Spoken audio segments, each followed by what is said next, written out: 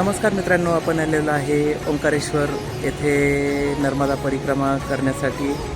आज आपण मांधाता पर्वताची ही जी नर्मदा परिक्रमा आहे छोटी ती करण्यासाठी या ठिकाणी आलेलो आहे।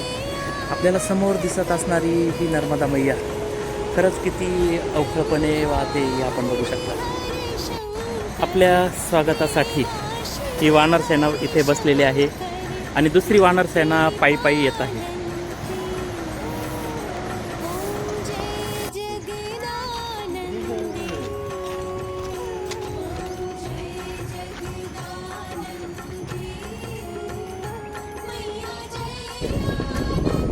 या बाजूने येणारी नर्मदा मैया आणि या बाजूने येणारी कावेरी नदी आणि या दोघांचा संगम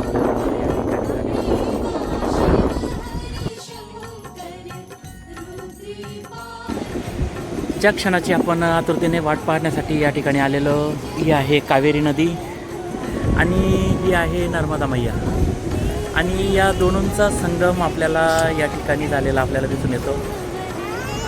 ही कावेरीची धारा आणि ही नर्मदा मैयाची आणि या ठिकाणी आता नव्यानेच महादेवाची आणि नर्मदा मैयाची स्थापना करण्यात आलेली आहे। नर्मदे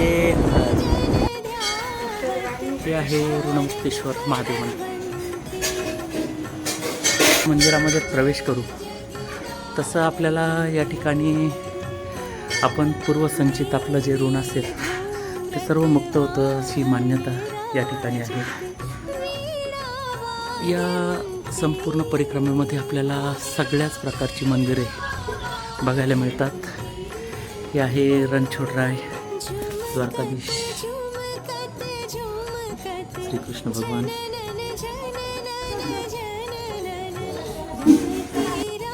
ही संपूर्ण परिक्रमा अशा पद्धतीच्या पायऱ्यांची आहे।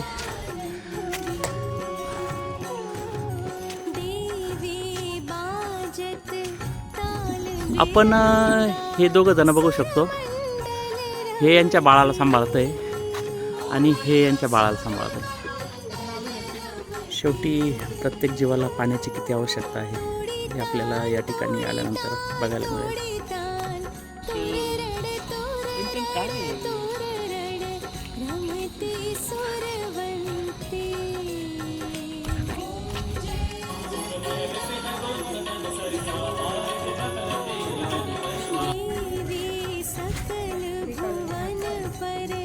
मध्य प्रदेशची ही कलाकृती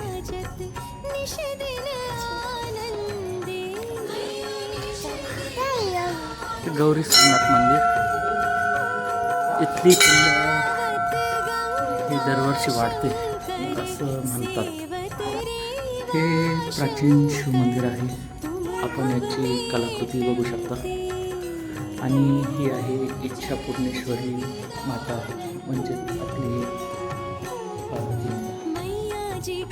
जसं आपल्या महाराष्ट्रामध्ये भद्रा मारुती आहे तसं या ठिकाणी आपण जर बघा तर या ठिकाणी पाताली हनुमान मंदिर आहे।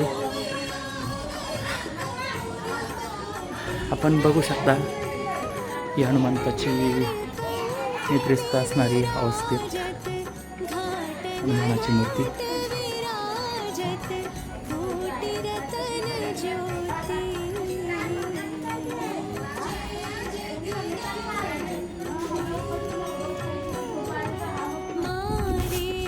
आपण बघू शकता हे आहे आद्यगुरु शंकराचार्यांचा हा विराट असणारा पुतळा मध्य प्रदेश शासनाने या ठिकाणी उभारलेला आहे। खरं म्हणजे आद्यगुरु शंकराचार्यांविषयी बऱ्याच लोकांना कदाचित कमी माहिती आहे। हेच ते आद्यगुरु शंकराचार्य आहे ज्यांनी पूर्ण भारत भ्रमण करून पुन्हा हिंदू धर्माची पुनर्स्थापना केली। हे आहे चांदसूरद्वार, आपण बघू शकता। मित्रांनो, आपण बघू शकता हे आहे सिद्धेश्वर बाराद्वारी मंदिर। याला मंदिरामध्ये जाण्यासाठी तब्बल 12 द्वारं आहेत, आपण बघू शकता। मात्र या ठिकाणी आपण जर बघितलं तर मुघल काळामध्ये याचं खऱ्या अर्थाने अत्यंत खराब पद्धतीने खंडन करण्यात आलं आहे। अत्यंत सुंदर असणारं हे बाराद्वारी मंदिर आपण बघू शकता कशा पद्धतीने याच्या संपूर्ण मूर्त्या मुघल काळामध्ये तोडण्यात आलेल्या आहे. भारतीय संस्कृतीचं खंडन कशा प्रकारे करता येईल याची पूर्ण काळजी त्या काळामध्ये घेतली गेली. हा नवीन पूल या परिक्रमावासियांसाठी बनवण्यात आलेला आहे.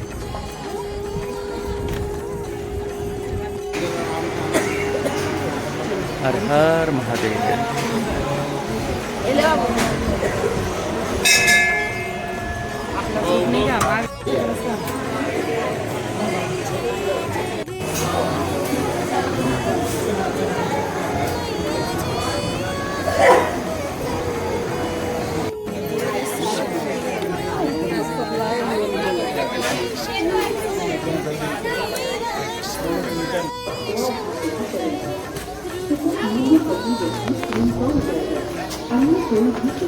वेबसाइट या मोबाइल एप्लीकेशन बुकिंग हेतु मान्य नहीं है.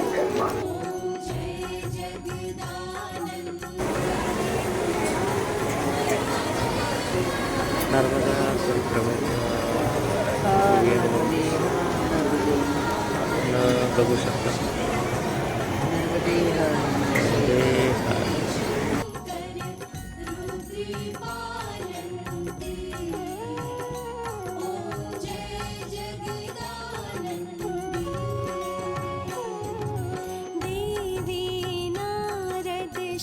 ओंकारेश्वर भगवान की